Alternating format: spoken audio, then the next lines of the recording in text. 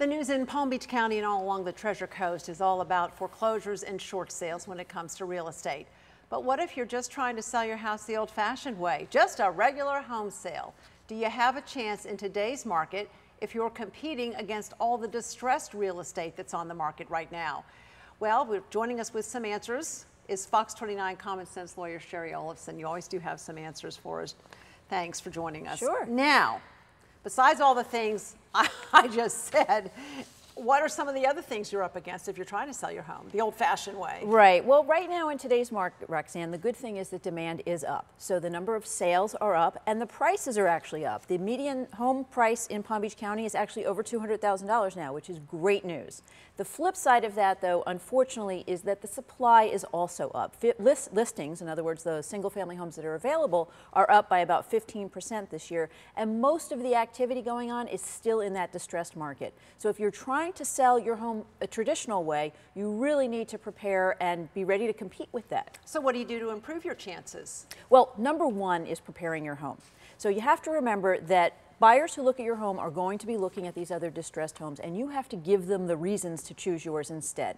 Now, most home buyers we know make their subconscious first impressions within the first 8 seconds of walking into your home. So you've got to prepare for that, and a lot of that is subconscious. It's sight and smell. Number one issue is cleanliness for most home buyers. Now, you get used to maybe that little stain on the living room rug. It's the first thing a home buyer is going to notice. So clean the rugs, clean the floor.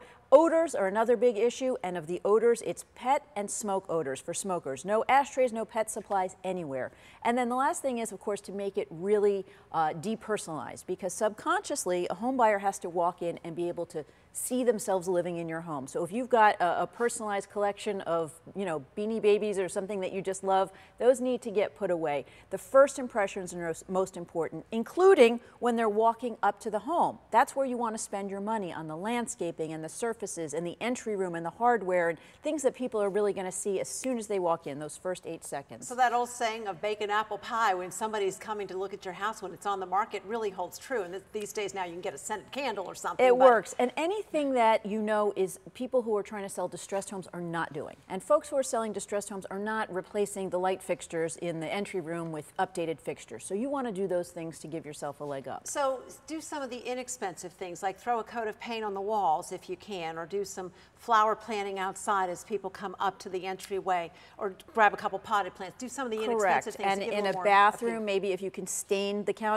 cabinets, sometimes if you have wood, maybe go with a more modern, a darker color wood. Replace the hardware, the handles on your fixtures. Also, a really easy fix is sometimes people have inexpensive mirrors. You can get molding and stain that molding to match the cabinet and just put the molding up around there yourself. Little inexpensive things so that on the surface, that first impression, those first 8 seconds really read well. Put you at the top of the list. Okay, you've done all that, and your house still isn't moving. What next? Well, and there's the catch. Not only do you want to get the highest price you can get, but you also want to sell your home as quickly as you can, because every additional month means more mortgage payments, more taxes, more insurance. So home selling in this market is an active process. This is not like the old days where we would list our home and just sit and let it sell. You need to be actively involved. If your home's not selling quickly, you need to take it upon yourself to drive the neighborhood. Look and see what else is listed. What's the competition looking like? What are the new sales, so that you're really up to date on what's going on in the market and what your home buyers coming to see your home are also looking at and evaluating. The number one reason, though, that homes don't sell is they're simply priced too high. So you need to get really realistic about that. Encourage your realtor to ask the home buyers for feedback so that you understand what it is they're seeing. And maybe worst case scenario, you might have the wrong realtor, so you might need to sit down and have that discussion as well. Be a little less emotionally attached to your house. No, it's worth $500,000. No, it's worth $250,000. But take it from the real estate agent. How long should it stay listed with an agent before you change agents? Well, most agents are going to want a 6-month listing. I usually ask for a 3-month listing for my clients, and then as soon as certain thresholds are met, we'll give the realtor the listing to continue. So they have to have shown it a certain number of times, maybe had offers, that kind of thing. Thanks, Shari, for all your help. We appreciate it. All right, good luck selling that home if you're trying to. Let's go back to the anchor desk.